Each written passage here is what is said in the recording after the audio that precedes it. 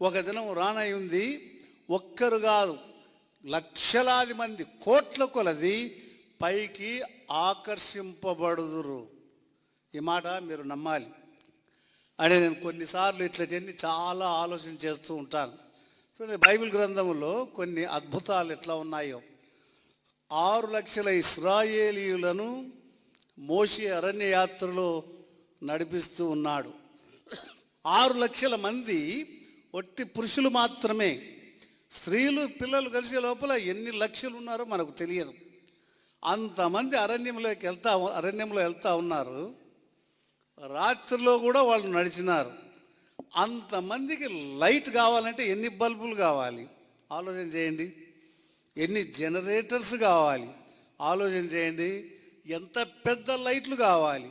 అన్ని లక్షల మందికి అందులో వాళ్ళు నడిచే ఆ మార్గంలో విషసర్పాలు ఉన్నాయి, నాగుబాములు ఉన్నాయి, పులులు ఉన్నాయి. అన్ని అపాయాల ద్వారా వాళ్ళు వెళ్ళాలి. కాబట్టి వాళ్ళకు చాలా బాగా వెలుగు ఉండాలి. ఆ వెలుగు కొరకై దేవుడు ఒక పెద్ద బల్బును పెట్టాడు. దాన్నే మనం అగ్నిస్తంభం అంటాం. ఈ లోకంలో అనేక సార్లు బల్బులు ఫ్యూజ్ అవుతాయి. ఆ బల్బు ఎప్పుడే కానీ 40 సంవత్సరాలు ఆ బల్బు ఫ్యూజ్ కాలేదు. అంత వెలుగులో అంతమంది లక్షలు నడుచుకుంటూ వెళ్ళినారు. తర్వాత ఆ దేశము చాలా వేడిగా ఉంటుంది. అంటే భయంకరమైన వేడి. ఎవరైనా కువైట్ నుంచి వచ్చే వాళ్ళని అడిగి చూడండి ఎంత వేడిగా ఉంటుందని. ఆ మిడిల్ ఈస్ట్ అంతా ఆ రోజుల్లో ఇంతమంది ప్రయాణం అవుతున్నారు. కొంతమంది చిన్న పిల్లలు, తల్లులు ఉన్నారు. సన్ స్ట్రోక్ రావచ్చు వాళ్ళకు, ఎండ దెబ్బ. కానీ దేవుడు వాళ్ళకి ఎండ దెబ్బ నుంచి తప్పించాలి అంటే ఎన్ని గొడుగులు పట్టాలి, ఎన్ని గొడుగులు తేవాలి, ఎక్కడి నుంచి తీసుకురావాలి. కానీ ఆ గొడుగు ఆయన ఒకటి చేసినాడు. దాని పేరు మేఘస్తంభం. ఆ మేఘస్తంభములో నుంచి సూర్యకిరణాలు లోపలికి జొరబడి వీళ్లకు సన్ స్ట్రోక్ తీసుకురావడానికి వీలు లేదు. అట్లా కాపాడినాడు. ఎంత ఆశ్చర్యమైన దేవుడు ఆయన. మళ్ళీ నాకు ఒక ఆలోచన వచ్చేది. ఇంతమందికి అన్నం పెట్టాలంటే ప్లేట్లు ఎక్కడి నుంచి తీసుకురావాలి? ఏ పేపర్ ప్లేట్లు సరిపోతాయి? అంటే 2 పూటలా అన్నం పెట్టాలి. ఎక్కడి నుంచి ప్లేట్ తీసుకురావాలి? ఎప్పుడు కడుక్కుంటారు వాళ్ళు అని. అందువల్ల దేవుడు ఈ భూమినే ఒక ప్లేట్ చేసేసాడు. మొట్టమొదట మంచు పడ్డం. నాకు అనిపించేది అది మన్నా వాళ్ళు సమకూర్చుకోవాలి అంత ఒక స్థలానికి. అప్పుడు అనిపించేది మన్నా ఒక స్థలానికి కూరుకున్నప్పుడు ఇసుక అంతా నోట్లోకి పోతుందో ఏమో అనిపించేది. ఇసుక పోకుండా చేశాడు దేవుడు. ఆ ప్లేట్లలో మంచు పడుతుంది. భూమి అంతా కలిసి ఒక మంచి పెద్ద ప్లేట్గా తయారైంది. ఆ ప్లేట్ మీద మన్నా పడుతుంది. అప్పుడు వీళ్ళంతా దాన్ని తీసుకుంటారు. ఇసుక అంతా కూడా లేదు, ఇసుక లేదు, మట్టి లేదు, ఏం లేదు. ఎట్లా చేయగలిగినాడు దేవుడు? ఆయన ఆశ్చర్యకరుడు. అట్లానే ప్రభు తలుపు దగ్గర ఉన్నట్లున్నాడు. ఇప్పుడు ఉన్నట్లుండి రానై ఉన్నాడు. రానై ఉన్నప్పుడు అన్ని దేశాల్లో నుండి ఉన్నట్లుండి అందరూ పైకి వెళ్తారు. ఆయన ఆకర్షింపబడును. అంటే మనం ఆకర్షింపబడుదుము, ఆయన ఆకర్షించువాడు. ఆయనే అయస్కాంతములాగా మధ్యాకాశములోనికి మేఘారుడై వస్తాడు. అప్పుడు ఆయన నమ్మిన మనుషులు, ఆయన నమ్మి చనిపోయిన వాళ్ళు మొదట లేస్తారు. తర్వాత ఆయన కొరకై ఎదురు చూసే మనం కూడా ఉన్నట్లుండి రూపాంతరం అయిపోతాం. అందరం అట్లానే పైకి వెళ్తాం. మీరంతా అట్లా పైకి వెళ్ళి ఆ రూఫ్ కొట్టుకొని కింద ఎవరు పడరు. అంటే ఎవరు పడతారంటే ఎవరైతే నమ్మరో వాళ్ళు పైకి కూడా పోరు అనుకోండి.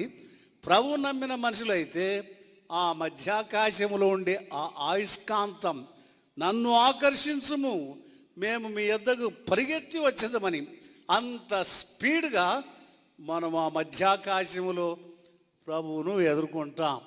లూకాసు వార్త 24వ అధ్యాయం 51వ వచనం నుండి బేతనియ వరకు శిష్యులను నడిపిన ప్రభు పైకి వెళ్ళిపోయినాడు.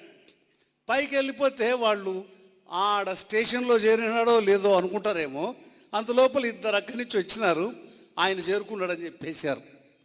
అంటే దేవదూతలు వచ్చి మీ మధ్య నుంచి యేసు ఎట్లా వెళ్ళిపోయాను అంటే ఆయన అక్కడ చేరుకున్నాడు, మళ్ళీ ఆయన వస్తాడు అని అన్నారు. అంటే అంత వేగంగా రాకెట్లు కూడా వెళ్ళని వేగంతో ఆ ప్రభు అదే వేగంతో నీవు నేను పైకి ఆకర్షింపబడనై ఉన్నాం.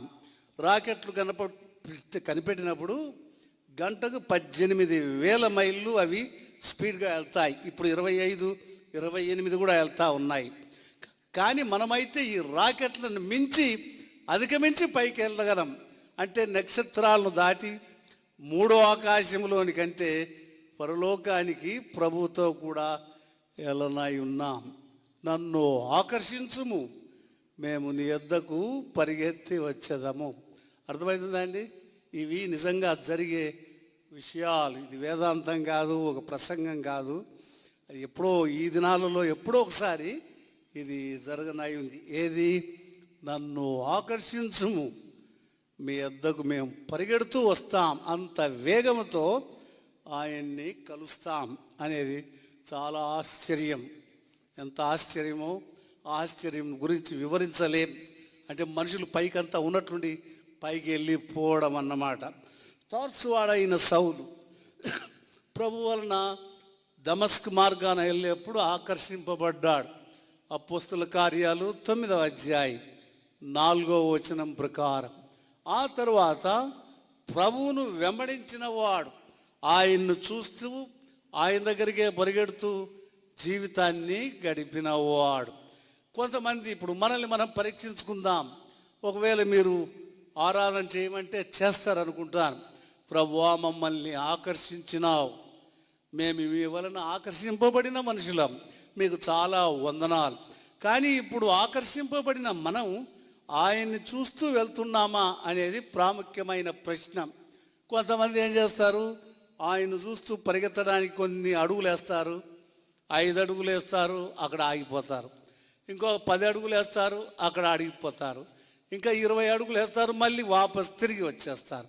కానీ మనం ఆయన వైపే గురి యొద్దకు పరిగెత్తినట్లు పరిగెత్తాలి. కొంతమందిని చూడు ఎట్లా చెప్తాను. అబ్రహాముతో లోతు అని ఒక వ్యక్తి ఉండేవాడు. ఎంతకాలం అబ్రహాముతో లోతు ఉండెనో అంతకాలం లోతు ఒక గురిని కలిగి పరిగెత్తేవాడు. ఎప్పుడైతే అబ్రహాంలో నుంచి వేరైపోయానో ఆయన సొదొమ గొమొర్రా వలన ఆకర్షింపబడినవాడు. చూడు ఎంత వ్యత్యాసము. కొంతకాలము కానాను వైపు ఆకర్షింపబడెను, అబ్రహామును విడిచిన వెంటనే లోకం వైపు లేక సొదొమ గొమొర్రా నాశనకరమైన పట్టణాల వైపు ఆకర్షింపబడెను. సంసోన్ అని ఇంకొక ఆయన ఉండేవాడు. ఎంతకాలం అయితే ఆయన దలైలాతో సంబంధం లేదో అంతకాలం ఒక గురిని కలిగి ఆయన పరిగెత్తినాడు. ఎప్పుడైతే ఆమెతో సంబంధం కలిగనో ఆకర్షింపబడిన మనిషి వేరుగా స్త్రీతో ఆకర్షింపబడి ఆత్మహత్య చేసుకొని చనిపోయినాడు. అట్లానే రాజు అయిన సౌలు, ఈ సౌలు ప్రభువును కొంతకాలం వెంబడించెను, అభిషేకం పొందినవాడు. కానీ కొంతకాలం అయిన తరువాత ఆయన ప్రభు వైపుగా ఆకర్షింపబడి వెళ్లకుండా ఒక కర్ణపిశాచి ఒక స్త్రీ దగ్గరికి వెళ్ళాడు రాత్రుల్లో. ఆమె దగ్గర ఏదైనా దేవుని మాటలు వినాలి అని అట్లా వెళ్ళి దారి తప్పి ఆత్మహత్య ఆయన చేసుకున్నాడు. అట్లానే చాలామంది ముందు ఆరంభంలో కొంతకాలం నడిచిరి, పరిగెత్తిరి, మళ్ళీ ఆగిపోయిరి, ప్రాణాలకు ముప్పు తెచ్చుకున్నారు.